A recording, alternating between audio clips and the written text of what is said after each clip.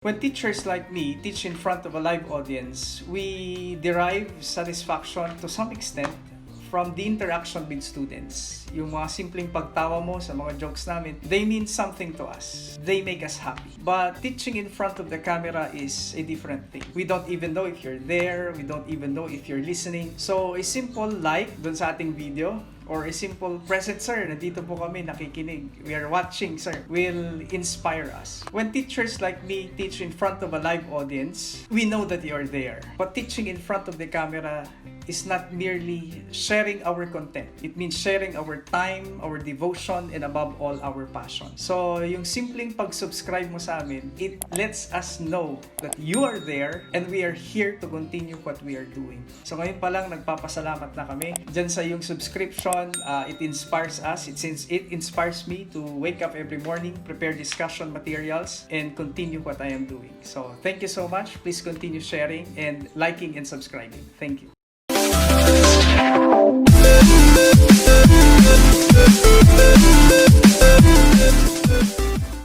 And so we go to our third topic, Cost Volume Profit Analysis or CVP. So in the board exam, lahat ng mga hindi nila maklasify kung saan nila ilalagay po pwedeng ilagay sa CVP kasi masyadong maluwag yung scope ng CVP. Others think that this is a difficult topic not because of the nature of the topic itself but because of its scope. Ayan. So as we have said, yung mga hindi nila maalam kung saan nila i-classify, pwedeng CVP yan. Dami kasing pwedeng itanong dito. Okay, let's go over this. CVP or Cost Volume Profit Analysis is a powerful tool that helps managers understand the relationships among cost, volume, and profit. CVP analysis focuses on how profits are affected by the following 5 factors. So first, selling price. Second, sales volume. Third, unit variable costs. Fourth, total fixed cost. And fifth, mix of products sold. Because CVP analysis helps managers understand how profits are affected by these key factors. Yung limang yun. It is a vital tool in many business decisions. These decisions include what products and services to offer, what prices to charge, what marketing strategy to use, and what cost structure to maintain. So later on, may mga specific problems tayo that addresses all of this. Kaya we'll delve deeper into this later.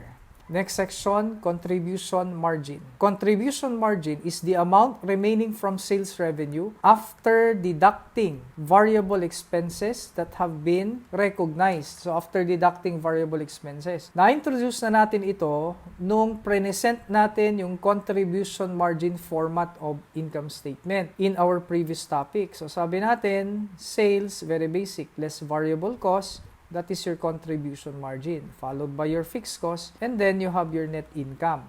Ayun tayo, okay? Thus, it is the amount available to cover the fixed expenses, as we have said. Magbura muna tayo dito. And then to provide profits for the period, correct? Notice the sequence here. The contribution margin is used first to cover the fixed expenses, and then whatever remains goes to profit. That is correct. If the contribution margin is not even sufficient to cover the fixed expenses, then a loss occurs for the period. Tama.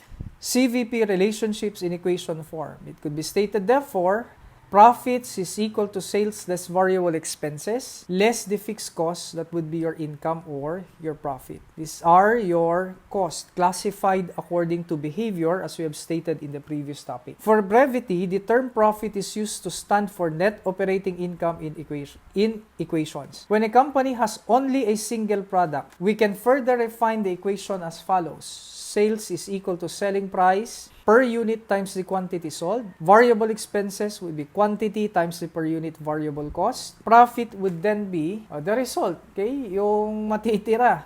Price times quantity, variable cost times quantity, less fixed expenses. Okay? CVP relationships in graphic form. The relationships among revenue, cost, profit, and volume are illustrated on a CVP graph. The graph highlights CVP relationship over wide ranges of activity. So, based dito sa graph, again, we are aware that you already know all of this. Nasa review ka na eh. Kaso nga lang, hindi po pwedeng hindi natin discussin ito. Okay? So, by the behavior of this cost, tignan muna natin yung total fixed cost. Ayun, dito. It starts at a certain point which is higher than 0, okay, and remains constant throughout the relevant range in terms of total. Yung variable cost naman, alright, is constant per unit but varying in total. That's why it is upward sloping to the right. Alright? Yung total revenue line at zero activity level, syempre zero din siya. Kaya siya dito nagsimula. And then pataas hanggang doon. That is the upward sloping to the right na red line. Ito yun.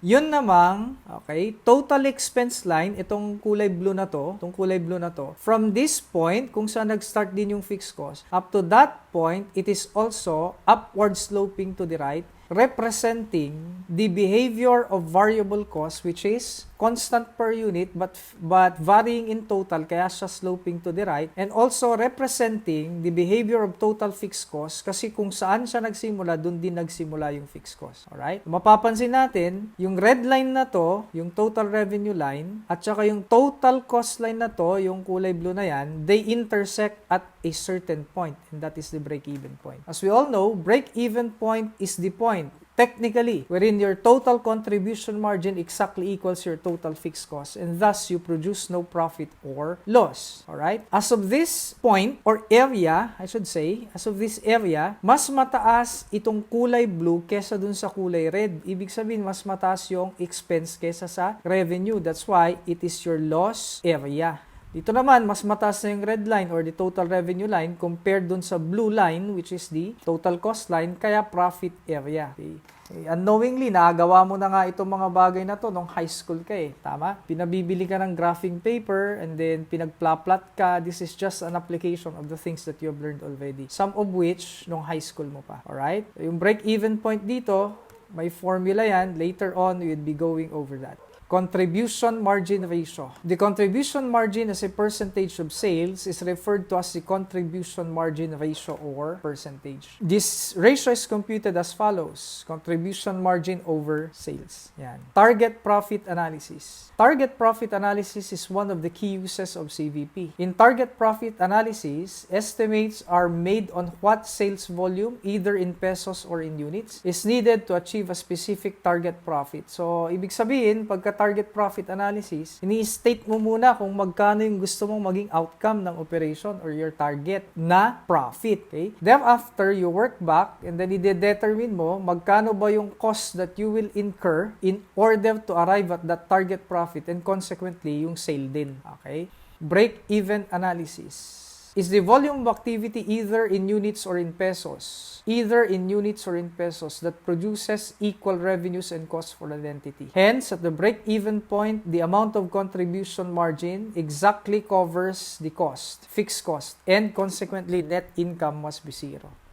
Okay, following the contribution margin approach, fixed cost divided by contribution margin per unit, then you have your break-even point in units. Fixed cost naman divided by contribution margin percentage, break-even point in pesos naman. So, very basic yan. Equation approach. Profit is equal to sales less all kinds of costs, variable and fixed. Graphical approach. Ay, pinakita natin dito kanina. This is the graphical approach. Where you can see the total fixed cost line, total variable cost represented by the total cost line, which starts where the fixed cost starts also, and is upward sloping to the right. Yung ating total revenue line.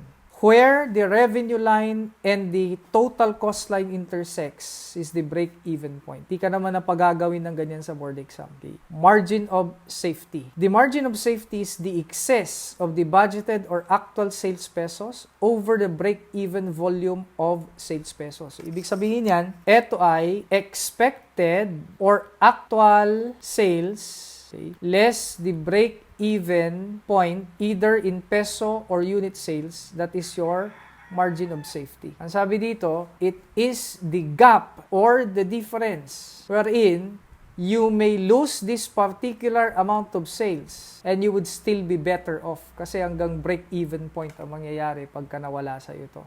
It is the amount, tulad ng sabi dito, by which sales can drop before losses are incurred. The higher the margin of safety, the lower the risk of not breaking even and incurring a loss. So yung formula basically nabigay na natin dito sa taas. Okay, expected or actual sales less break-even point. O, depende kasi yan. Actual or expected sales may be stated in units, in pesos, even in percentage form. Okay? Operating leverage. A lever is a tool for multiplying force. Correct. Kung maalala mo yung science subjects mo nung elementary ka, tama? A lever is a simple machine. Together with, ano pa yung ibang simple machines? Alala mo pa ba? Pulley, inclined plane, etc. So, let us be refreshed of that definition during our lower years, during our elementary days. A lever is a tool for multiplying force. Tama. Using a lever, a massive object can be moved with only a modest amount of force. In business, operating leverage serves a similar purpose. Operating leverage is a measure of how sensitive, net operating is to a given percentage change in pesos. Plus, when we talk about leverage in accounting, we are talking about fixed costs. Okay? It is the use of fixed cost funds in order to magnify returns to shareholders or owners of the business. Paano ka ba gumamit ng fixed cost para ma-magnify mo or ma-amplify mo yung returns sa shareholders? Operating leverage acts as a multiplier. If operating leverage is high, a small percentage increase in sales can produce a much larger percentage increase in net income. Correct. So, mataas daw yung operating leverage mo, napaka-sensitive ng income mo sa changes dun sa pinakataas ng income statement. Konting galaw lang sa sales will translate to a much bigger movement dun sa pinakababa. Ano ba yung pinakababa? Yung income dun sa ating income statement. It is a measure of the proportion of the fixed cost, as we have said, in a company's cost structure. A company with high fixed costs in relation to variable costs will have a high degree of operating leverage. So, mataas yung earnings potential mo. However, napaka-risky naman. Okay? There is a balance that should be maintained between fixed cost and variable cost. Pagka mas mataas yung fixed cost mo, the higher or the more units that you produce, the better pagka nabibenta mo siya. Kasi na-maximize mo yung capacity. Ayan. A company with a high variable cost in relation to fixed cost naman will have a low level of operating leverage and income will not be as sensitive kasi mababa yung leverage nga. A company that is operating near the break-even point will have a high level of operating leverage and income will be very sensitive to changes in sales volume. As the amount of profit grows higher, the degree of operating leverage continues to decline. The relevance, therefore, of the operating leverage, whether the management has to choose lower or higher leverage, has bearing on risks and rewards or profitability, as we would be discussing in your financial management topics. Okay? The higher the risk, the higher the return. The risk of technical insolvency. Ayan mga yan. Aggressive and conservative strategies. Relationship between assets and assets, yung left side ng ating accounting equation, tsaka yung right side which represents our financing decisions. Yung assets kasi represents our investing decisions. Ayan. The choice of the higher, so saka na yun pagka nandun na tayo. The choice of higher leverage, though with more profit potential because of lower unit variable cost or higher unit contribution margin. So if you remember, sabi natin nung nagdi-discuss tayo, nung step variable cost, very important yung contribution margin per unit na figure because this is used in a lot of very important computations. Isa na ito doon. Nabanggit din natin ito noon. Exposes the company to more risks because of the higher fixed costs. Alright, correct yan. So kahit may nagawa ka or wala kang nagawa, may nabenta ka or wala kang nabenta, pagka fixed cost ang pinag-uusapan, you would have to pay. Alright? If the company expects that the level of operations is not so high, it should employ lower leverage. Tama. Okay? Huwag mong kontrahin. If the activity is lower, the amount of total contribution margin provided by the sales may not be enough. Kasi hindi mo din mamamaximize yung leverage. Okay? Vice versa. So, formula, degree of operating leverage, total CM divided by operating profit. So, pakitandaan mo na lang yan. Alright? Okay. The degree of operating leverage is useful in estimating the expected profit given the percentage in sales increase. Percentage increase in profit is equal to DOL times the increase in sales. So, napapag-usapan natin ano ang operating leverage. Napag-usapan napag-usapan na rin natin yung formula kung paano siya computein. Ngayon, paano ba siya gamitin? Ano ba talaga yung pinakasilbi ng DOL? Alright? Usually in the problem kasi, magbibigay yan ng percentage change sa sales. Ngayon, ang tanong, yung percentage sales na yon, percentage change sa sales na yon, how does it translate dun sa income? Anong magiging effect? Now, without you even preparing for a complete income statement, implementing that percentage change in sales, using the DOL alone can make you aware of what will happen dun sa ating net income sa pinakababa. So in short, the DOL connects yung topmost portion ng ating income statement dun sa bottom part ng income statement. Okay? Pagka ganito yung nangyari sa sales, tumaas ng, say for example, 5%, using the DOL automatically, pwede mong malaman ano ang translation or effect noon dun sa income statement, dun sa income, sa pinakababa ng income statement. Okay? Yun yung silbi ng DOL. Without you preparing a completely new income statement, implementing the percentage change in sales. Indifference point. Okay? Oftentimes kasi class, there are more than one way on how to do things. So, madalas, kailangan mong mamili. Kaya meron tayong indifference point. Yung indifference point, sinasagot niya yung tanong na, saang punto ba magpaparehas yung alternatives na to? Okay? At least two alternatives. Pag alternative 1 ang pinili ko, alternative 2 ang pinili ko, ganito. Okay? O kaya ganyan, sa alternative 2 naman. Ngayon, the question is, saang punto magpaparehas yung dalawang alternatives such that regardless of which alternative you choose, parehas lang ang magiging resulta. Say for example, if your indifference point is 100,000 units, if it is in units, okay? At that point, kay alternative 1 or alternative 2 yung piliin mo, parehas lang ang magiging resulta sa'yo. But more analysis, when we go to the problems, this is a very exciting topic. Weighted average contribution margin.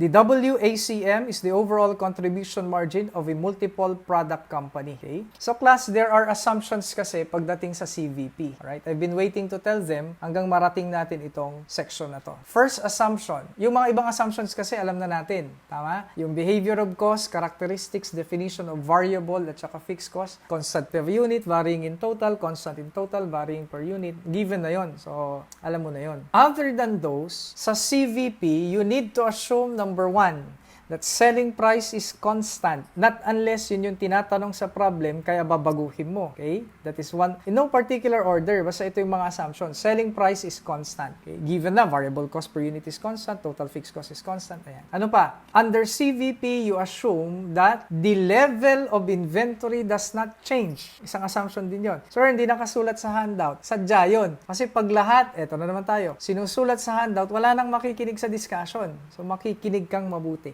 Not everything you can hear, you can read. Not everything you can read, you can also hear. Ayan. Selling price is constant. There is no change in inventory level. Ano ibig sabihin nun? It means that all produced, all sold. Lahat ng nagawa mo, nabenta mo for that same period din. This is just an assumption, okay? This is just an assumption. Such that the inventory level is the same, okay? Ano pa? Third assumption, bukod dun sa characteristics of or definitions of cost according to behavior. Third, okay? Third one is, the company sells only one product. Okay? Isang assumption din yun. The company sells only one product. Or if not, because it is a multiple product company, you must assume that the so-called sales mix is constant. Okay? May tinatawag tayong sales mix dito. Is constant. And that one will be used in the computation of this one. Weighted average contribution margin. Alright? Hindi mo kasi pwedeng gamitin yung contribution margin nung unang product lang. Or nung pangalawang product lang. Or nung pangatlo in the event na tatlo yung products ng company. Kailangan kasali silang lahat dun sa computation ng contribution margin na gagamitin mo for various computations like break-even point and others. Okay? Yun yung weighted average. You consult all the contribution margin per units of all the products. Yung sales mix naman. The term sales mix refers to the relative proportion in which a company's products are sold. The idea is to achieve the combination or mix that will yield the greatest profits. Most companies have many products and often these products are not equally profitable, correct? Hence, profits will depend on to some extent on the company's sales mix, correct? Profit will be greater if high margin rather than low margin items make up a relatively large portion of the total sales. So say for example, dalawa yung products mo. Product 1, Product 2. For every benta mo ng isa kay Product 1, nakakabenta ka ng dalawa kay Product 2. Okay? Therefore, ang sales mix mo is 1:2. Okay? 2 dito, 1 naman dito sa kabila. Or 1/3, 2/3. Okay? So, pag multiple product company, you assume that that relationship 1:2 or 1/3, 2/3 is constant. Okay? Para makapag-compute tayo ng average contribution margin. We will show how we compute this weighted average contribution margin later when we reach the top, when we reach the problem. Okay? Alright, here we go with the illustrative problems. IP number 1. After reviewing its cost structure, variable cost of 7.5 per unit, and a monthly fixed cost of 60,000, and potential market, the company established what it considered to be a reasonable selling price. The company expects to sell 50,000 units per month and planned its monthly results as follows. So, class, kung mapapansin mo, itong mga ini-illustrate natin dito, these are basic problems eh. Kahit saan makikita mo itong problems na to, sa reviewer, sa textbook, because our objective is to illustrate the concept first and not to complicate matters. Yung mga complicated na problems nandyan sa baba, alright? As we have said, the sequencing of this is based on research and experience. Sales, 500,000. Contribution margin, 125. 60,000 fixed cost, 39,000 net income. Simplest of all simple questions. Number 1. What selling price did the company establish? Di napakadali. Sana po sir, sa board exam, ganyan ang tanong. 1 to 70, ganyan lahat ang tanong. Laklang tinapa, ang dali lang pala, no? Therefore, for number 1, you simply divide the total selling price, ano ka ba naman?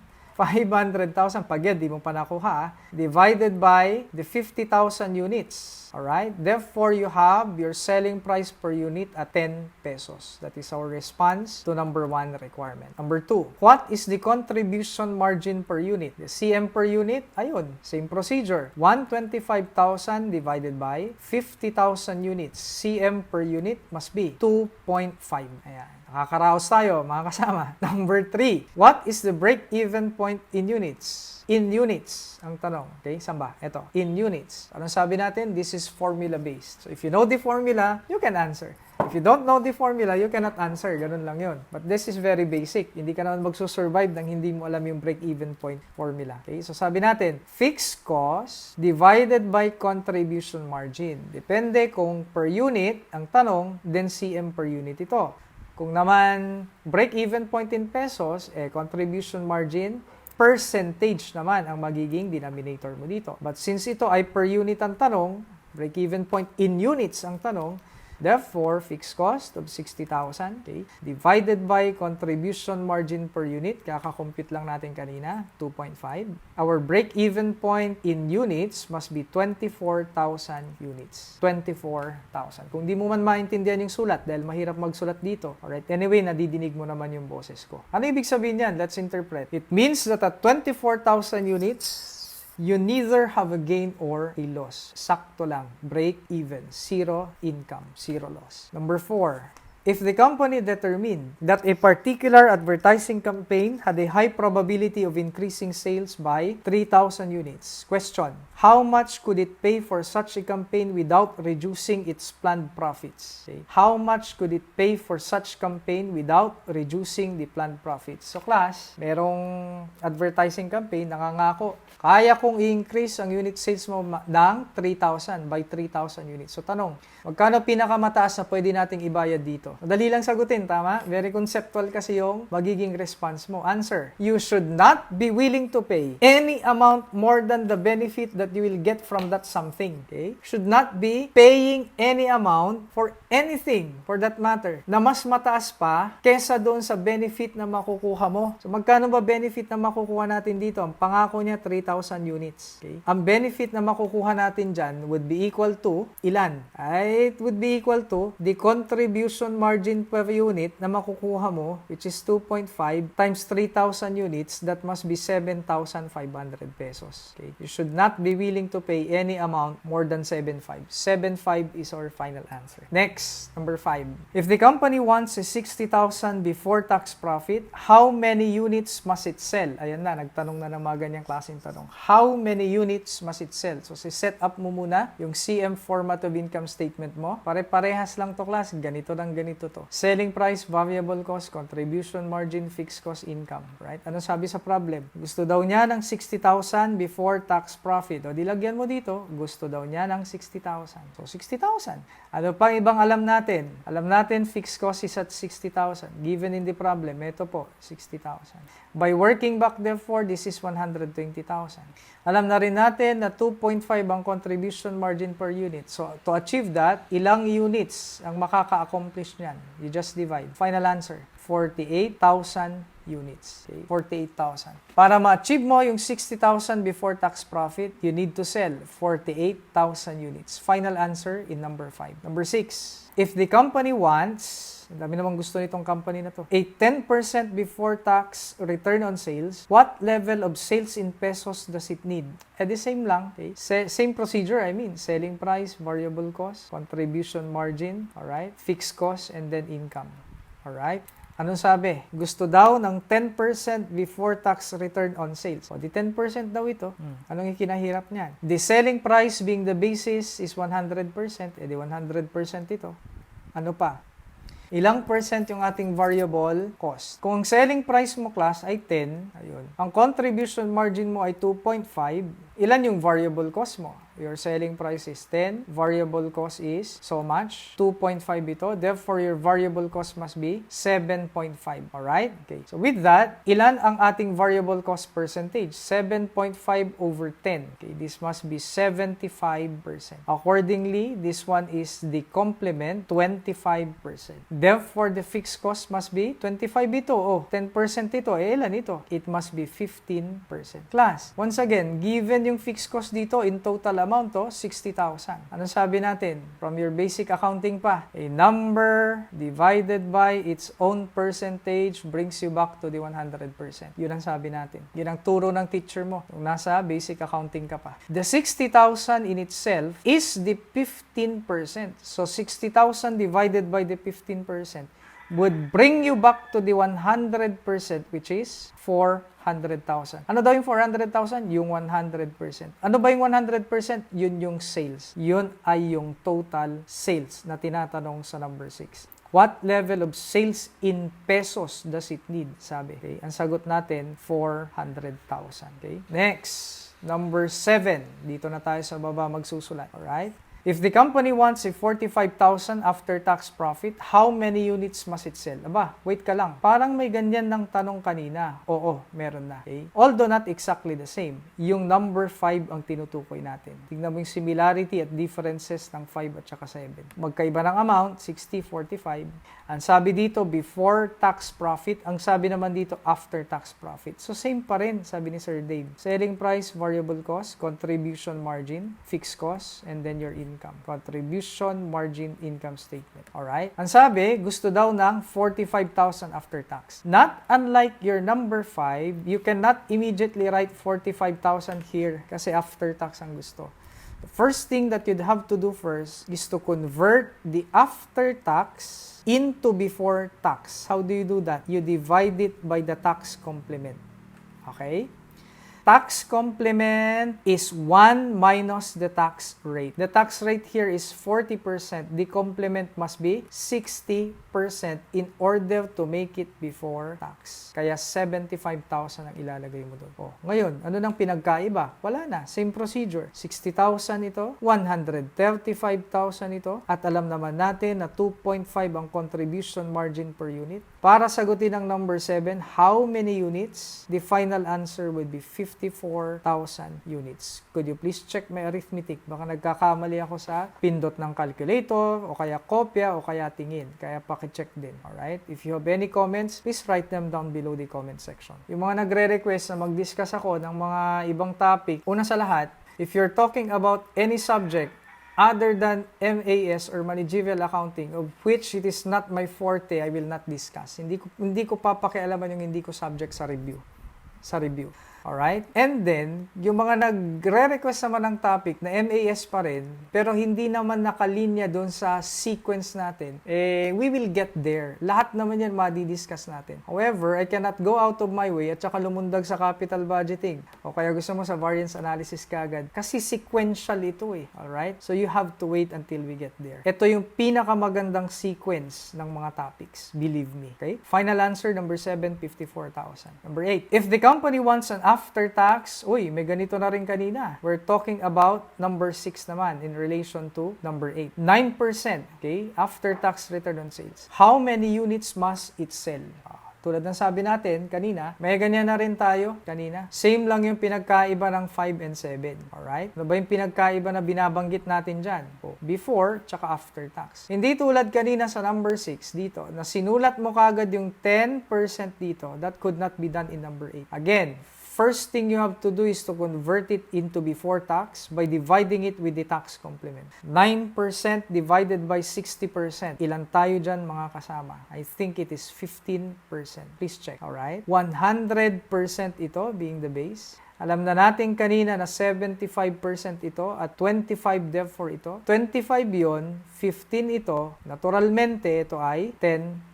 And it is still 60,000. May sinabi ba sa number 8 na binabago niya yung fixed cost? May dagdag ba or bawas sa fixed cost? Wala. Therefore, the assumption still persists that fixed cost is constant in total and it is within the relevant range. So, this is still 60,000. And it is 10%.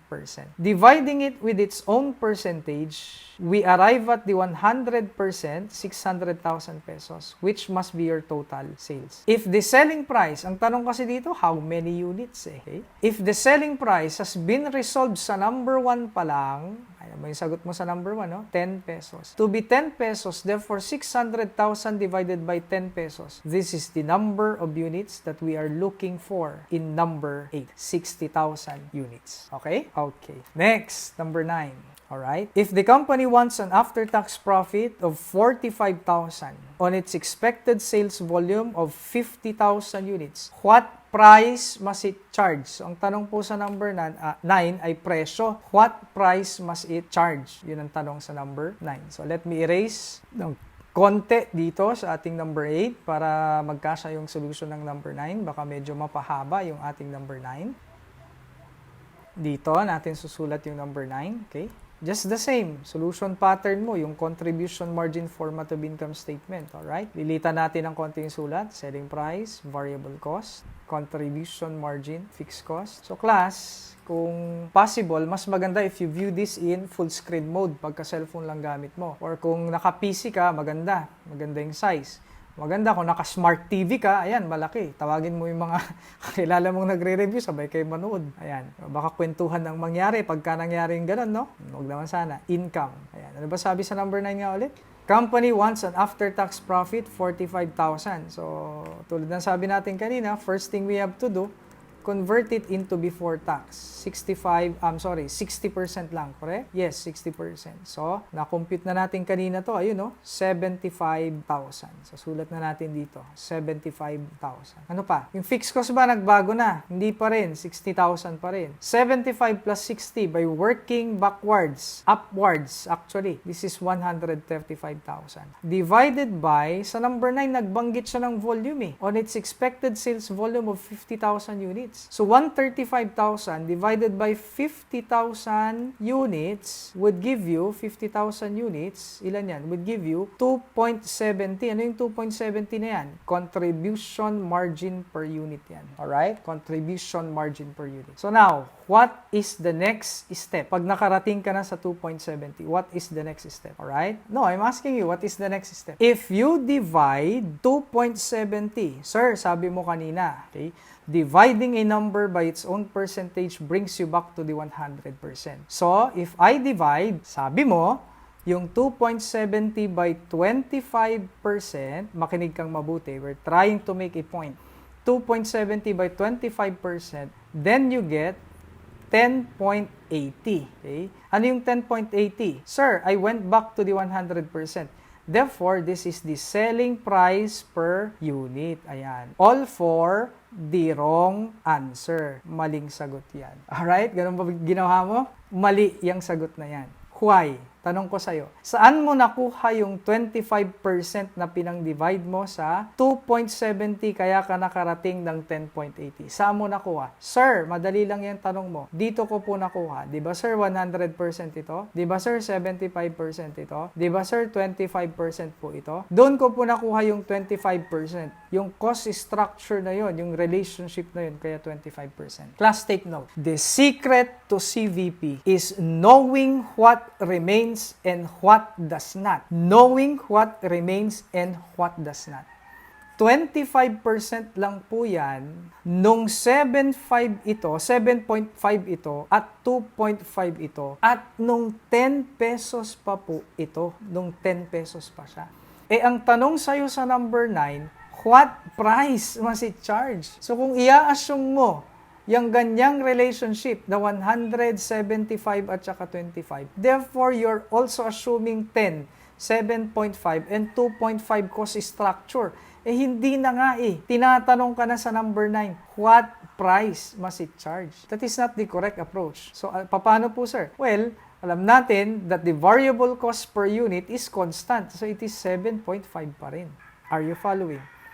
2.70 plus 7.5 or 7.50, then 10.20 is the final and only correct answer. 10.20 ang tamang sagot sa number 9. Okay? This is the correct answer. Number 10. If the company, so knowing what remains and what does not. Yan. If the company wants a before-tax return on sales of 16% on the expected sales volume of 50,000 units, what price must it charge? Okay, for number 10, try natin isingit na lang dito yung ating number 10.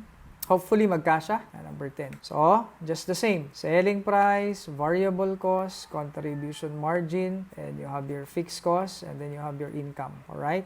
So, ano ba sabi nga ulit sa number 10? 16% on its expected sales volume. So, before tax na siya, naka-before tax, yung 16% na desired income. Pwede mo na siya kaagad ilagay dito as 16%. Okay, 16% siya. Alam natin, yung ating fixed cost ay 60,000 pa rin. Ito yung mga bagay na alam natin. Alright? Alam din natin, yung variable cost natin ay, per unit ay 7.5 pa rin. Hindi nagbago. Ibig sabihin yan, 7.5 pa rin ito per unit. Ibig sabihin yan, kung 16% yung income, therefore, yung combined, kung ito ay 16%, okay, at total sales, less all kinds of costs is equal to income. If the income is 16%, meaning to say, the combined variable cost and the fixed cost must be 84%. So, kung 7.5 yan, times yung binanggit dito sa particular problem or requirement na to na 50,000 units, would give you the total variable cost. Ilan yung 7.5 times 50,000? That must be 375,000. So, we know that the combined 375 total variable and 60,000 total fixed cost or 435,000 represents 84%. Okay? Alright? A number, again, divided by its own percentage brings you back to the 100%. 517, 857.1429. Alright? That is your, ano na nga ba yan? Your 100%. That is your total sales. Divided by the number of units involved, 50,000 units. Then the selling price per unit is exactly 10 and 5 over 14 to be very exact in fraction form. 10 and 5 over 14. That is your number 10. Let's go to the last one, number 11. The company is considering offering its salespeople a 5% commission on sales. What would the total sales in pesos? Ang tanong, total sales in pesos have to be in order to implement the commission plan and still earn a pre-tax income of 65,000. Once again, class, please let me erase. Total video naman to, pwede mong balikan, tama? Due to lack of space, malalaki kasi sulat ko. Mahirap kontrolin. Alright, let me erase first. 11. So for number 11, paano ba yan? Same pa rin yan, ano? Same solution format. It involves our contribution margin format of income statement. Selling price, variable cost. Contribution margin, you have your fixed cost. And you have your income. Selling price being the base is 100%. This time, dalawa pang gagalingan ng variable cost mo.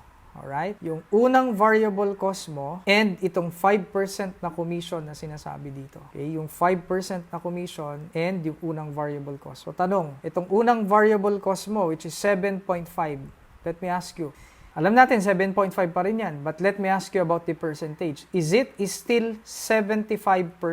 Yes or no? Answer? Yes. Hindi ka tinatanong ng selling price, kapatid. Therefore, you must assume the same relationship or the cost structure. Hindi ka tinatanong ng selling price. So, it is still 75%. Accordingly, 100 less 5 less 75, this must be 20% contribution margin percentage. So, alam natin that fixed cost is still 60,000. Income that is desired by the problem or the requirement is 65,000 as it is given here. Okay, by working upwards, this one would be 125,000 divided by 20%. Final answer number 11, 625,000 pesos. Final answer. IP number 2. New Star Company manufactures and sells a specialized cordless telephone for high electromagnetic radiation environments. The company's contribution format income statement for the most recent year is given below. Sales 20,000 units, 1,200,000.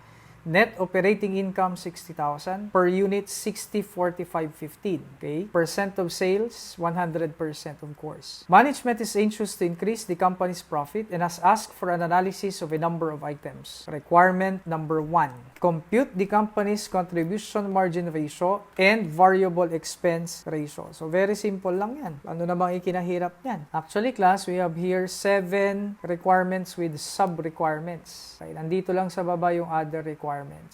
Hinati-hati ko para meron tayong space na pagsulatan. Okay? Compute the company's contribution margin ratio. Hindi madali lang. Yan ay 15. Saan ba tayo? Ito pala.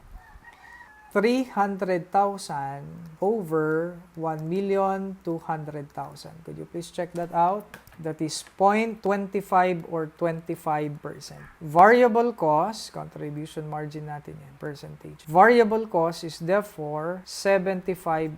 Variable cost percentage.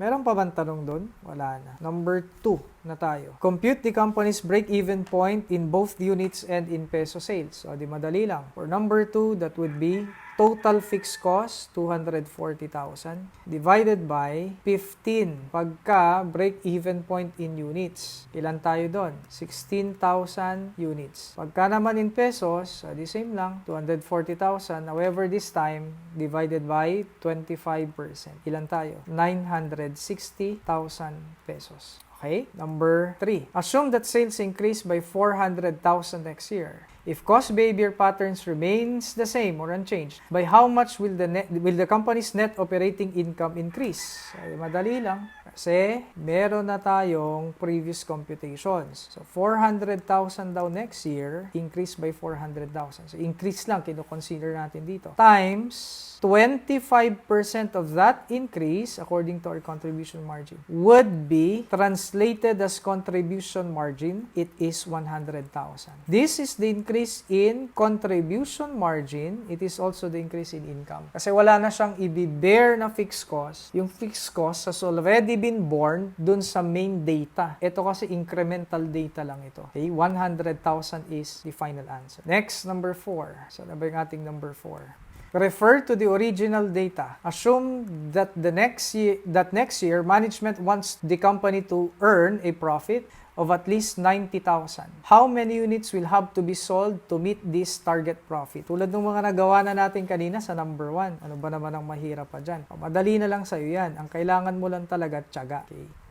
Huwag kang mababagot. Okay. Huwag kang mabubore. Kasi ito yung mga bagay na tulad ng sabi natin, huwag mo na lang balikan pagka malapit ng exam. If tingin mo, kayang-kaya mo. Alright? Sales price, variable cost, contribution margin, fixed cost, and then your income. Ilan yung sabi ng number 4? 90,000. Before tax ba sabi?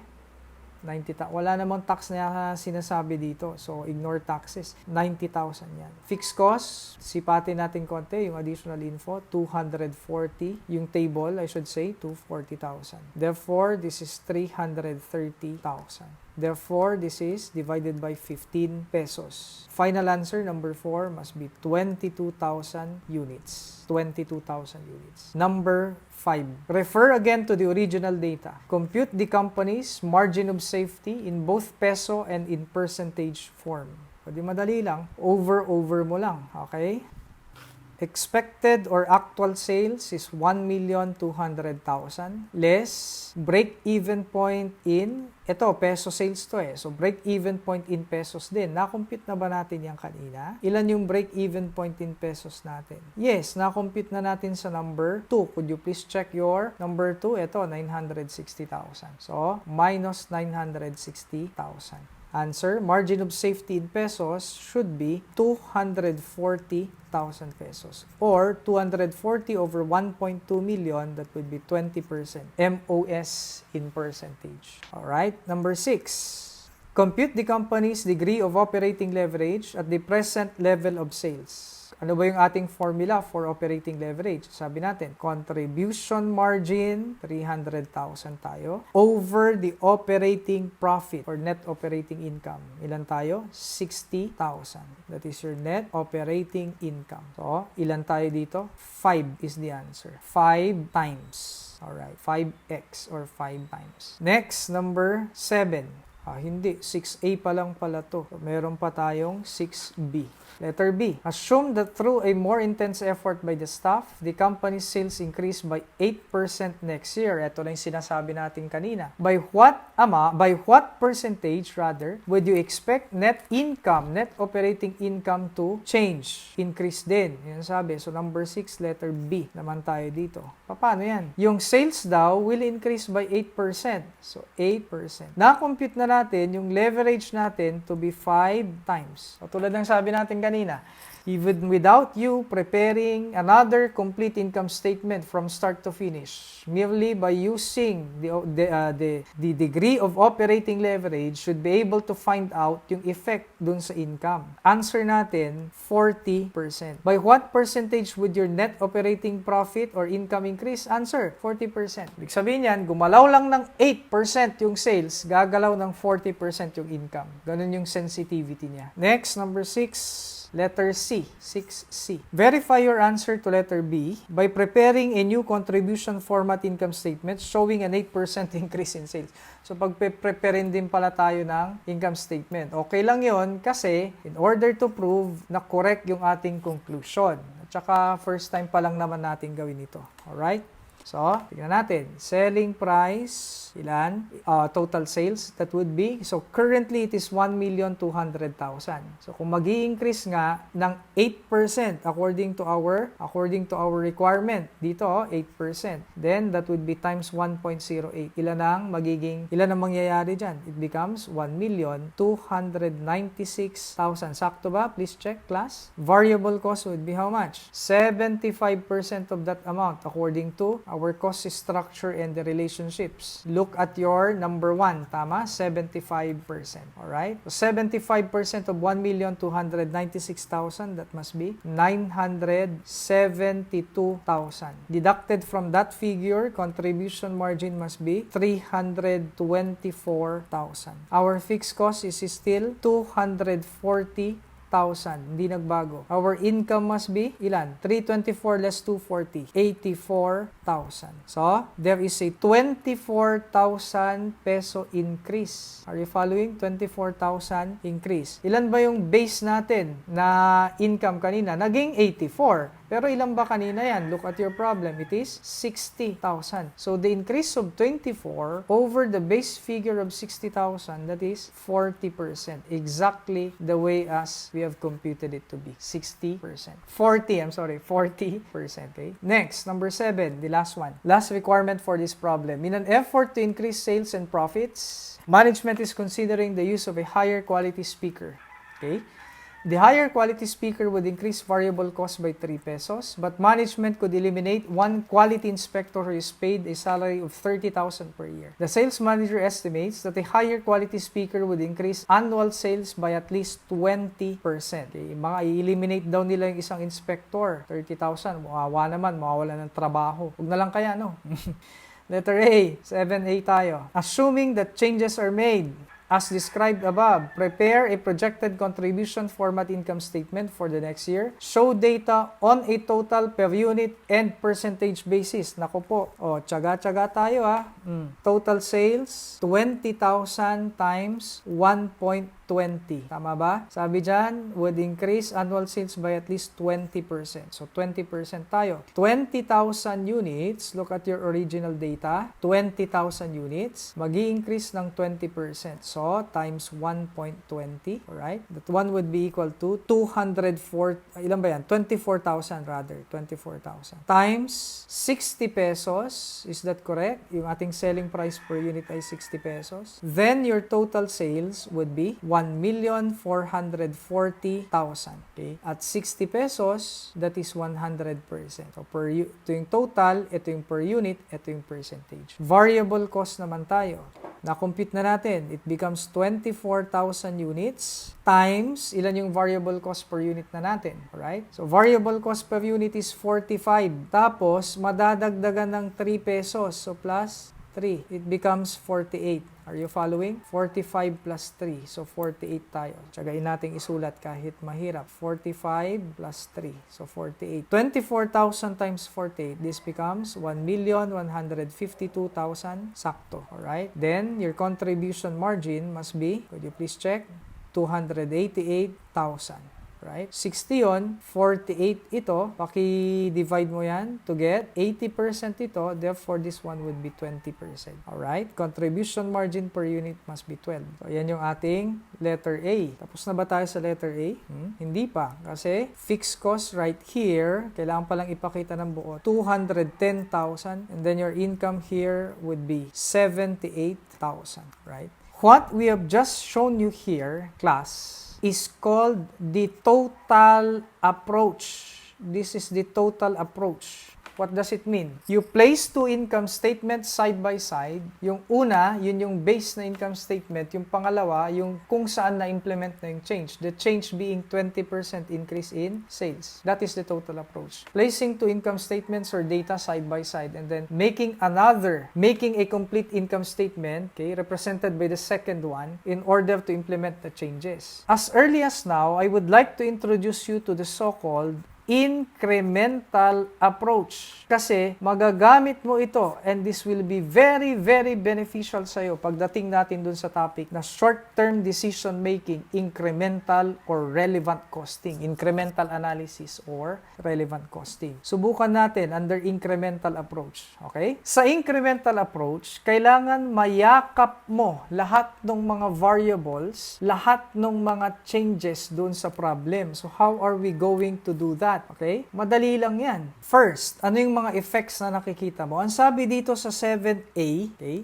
Class, actually, na-satisfy na natin itong 7A.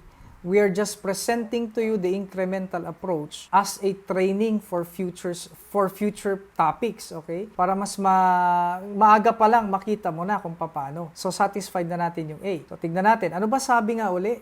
3 pesos increase in the variable cost. Any increase in the variable cost, wala namang change sa selling price would translate ultimately ang impact doon sa contribution margin.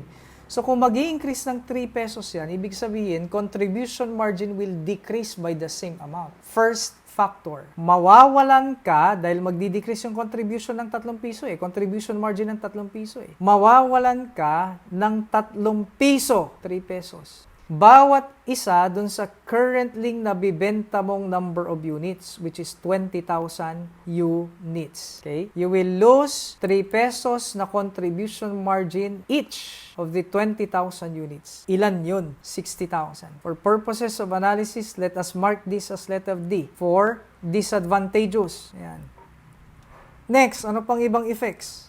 Fixed cost according to number 7, letter A, would increase ba decrease? Would decrease rather by 30,000 kasi may eliminate yung quality inspector. So, fixed cost of 30,000 will go away. A, ibig sabihin, advantage yan. Alright? Advantage to implement that alternative. Ano pa? Although may ganyan na, okay? Nakita na natin yung first to advantage. Although mawawalan ka ng 3 piso bawat isa dun sa dating nabibenta mo, may bago ka namang benta. So, ang tawag dyan, new contribution margin. May bago kang benta na 4,000 units, intindihin mo to kasi dati 20,000 units lang.